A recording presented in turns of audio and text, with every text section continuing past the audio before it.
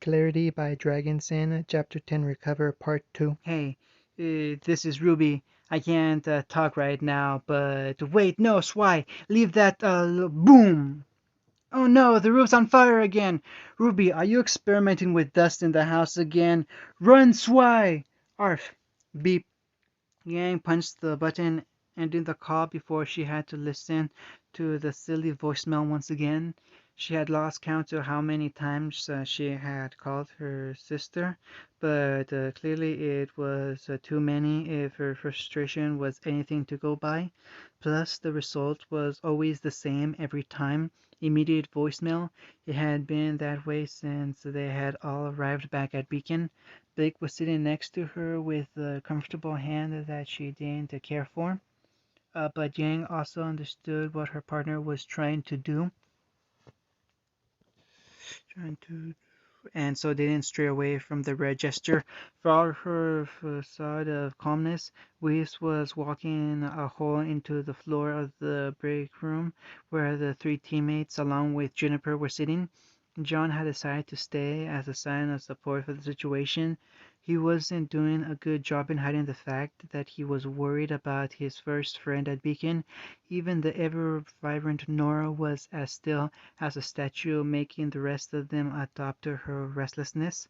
They had all just finished telling their individual accounts of what happened on the airship to one another after doing the same with the authorities.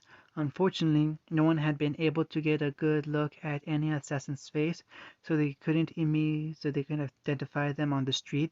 The cameras had also been mysteriously, thoroughly destroyed along with all data within the last 24 hours.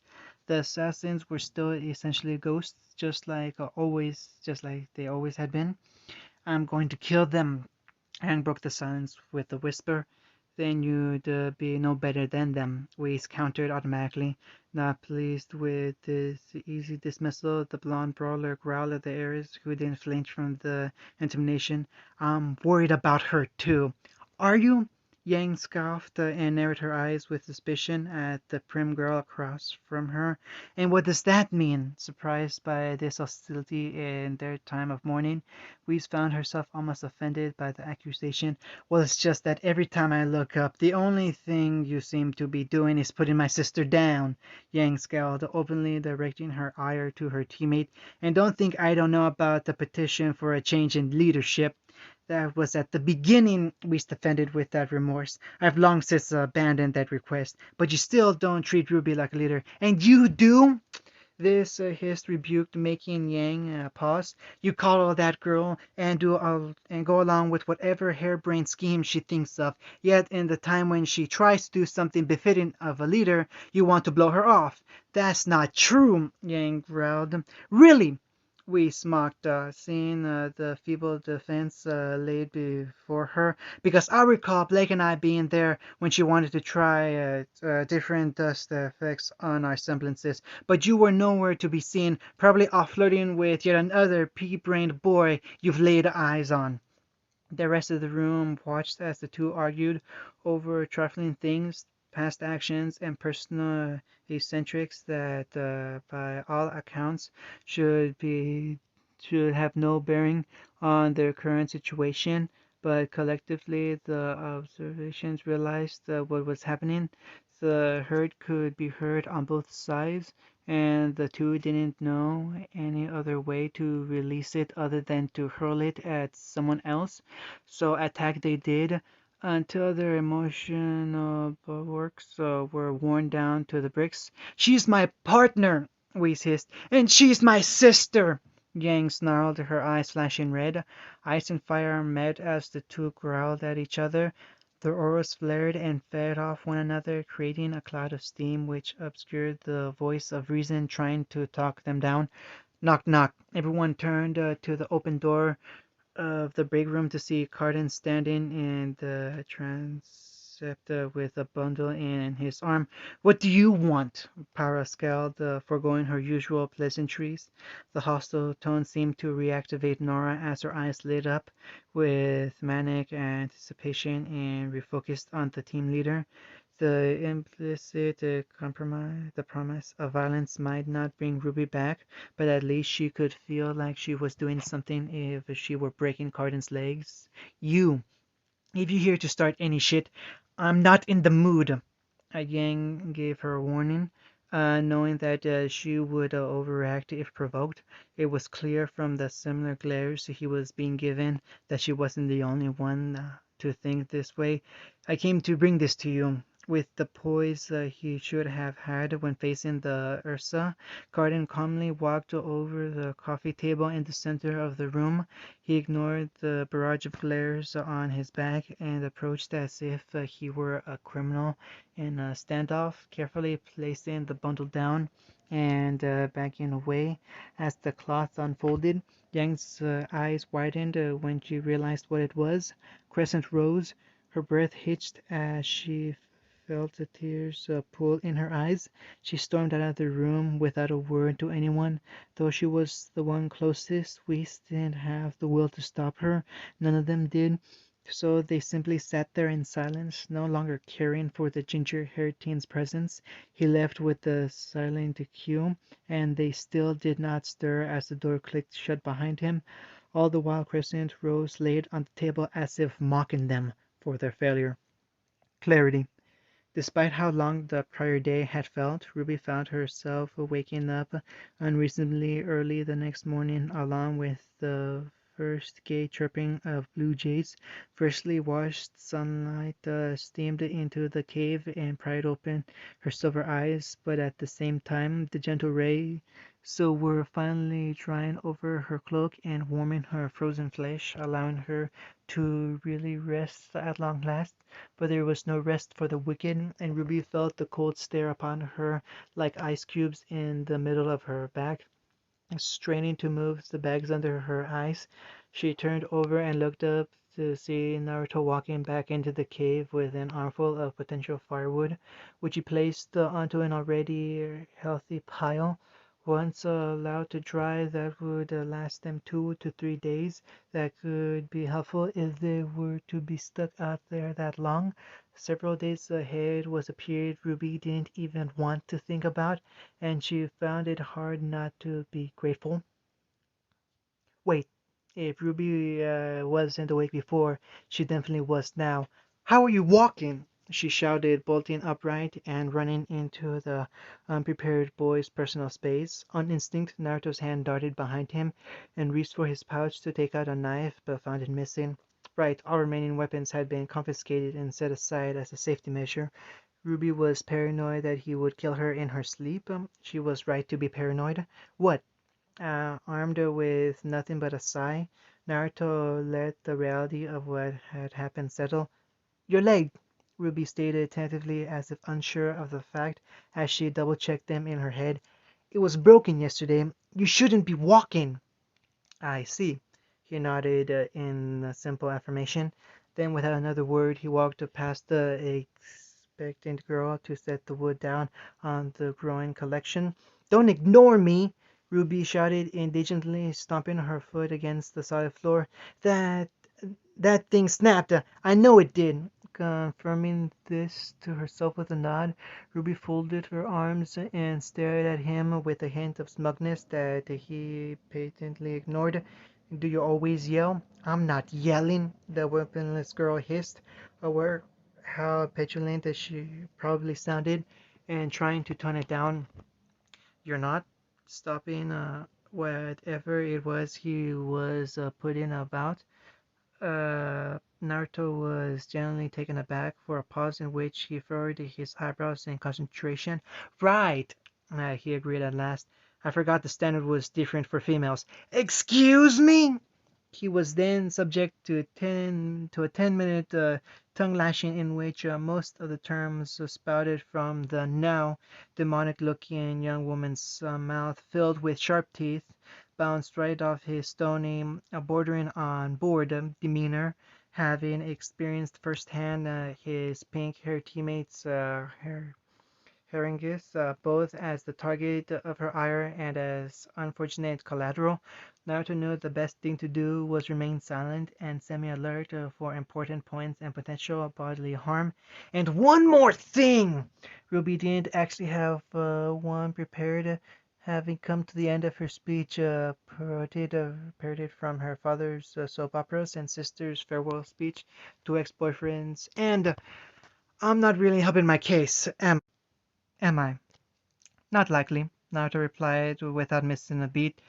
Yeah, sorry about that. Having let some of her other disagreements bleed over into the retreating on misogyny, Ruby did feel a tad guilty for misplacing her anger, but still, I find it a little surprising that you of all people have prejudice against women.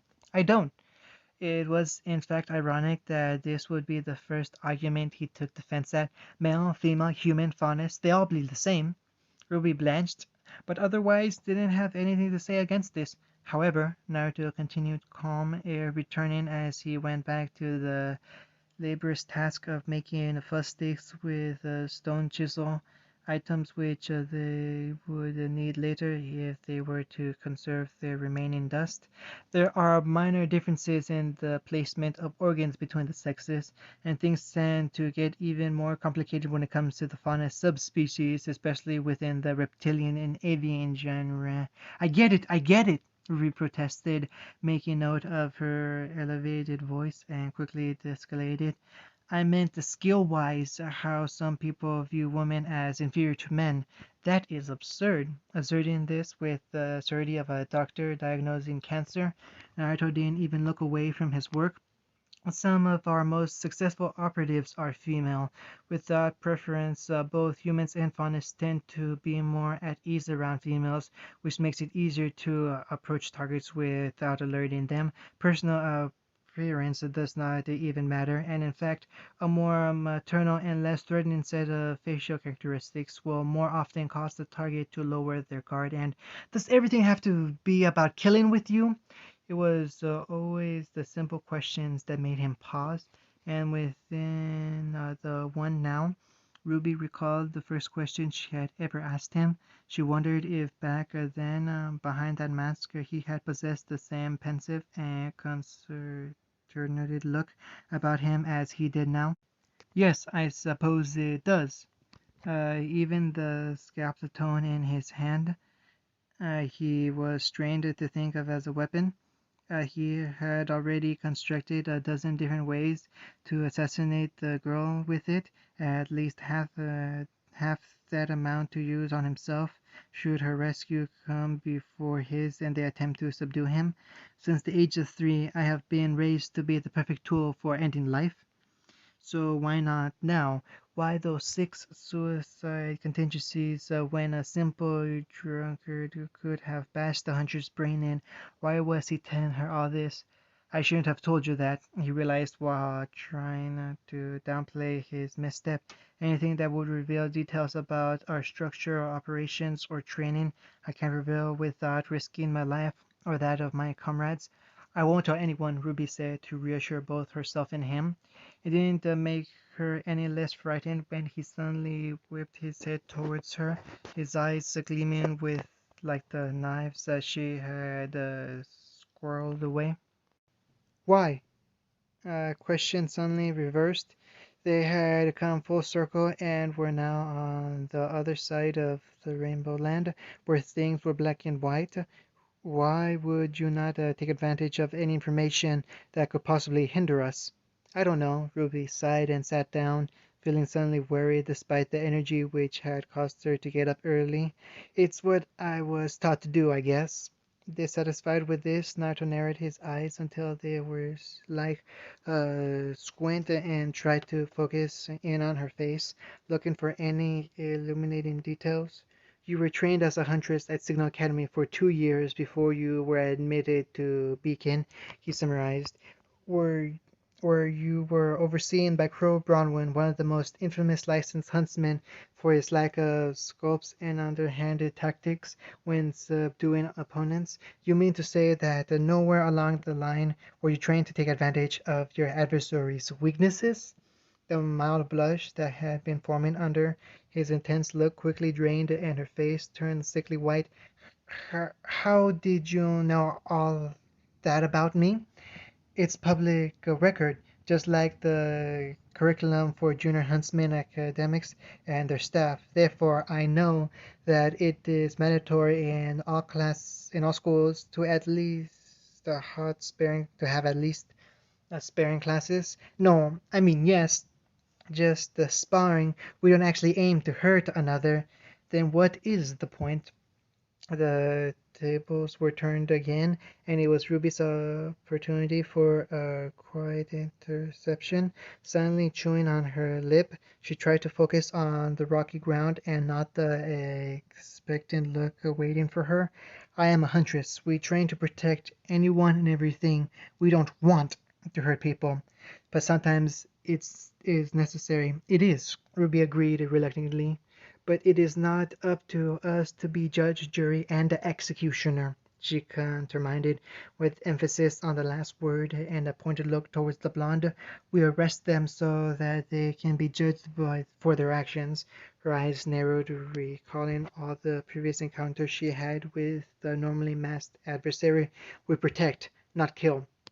Protect. Everyone. He leaned back against the cavern wall and looked up to its pock-marked ceiling as if it were a field of stars. Even if that person has committed unspeakable atrocities, even if they have killed more people than you could possibly save, that gave the girl pause.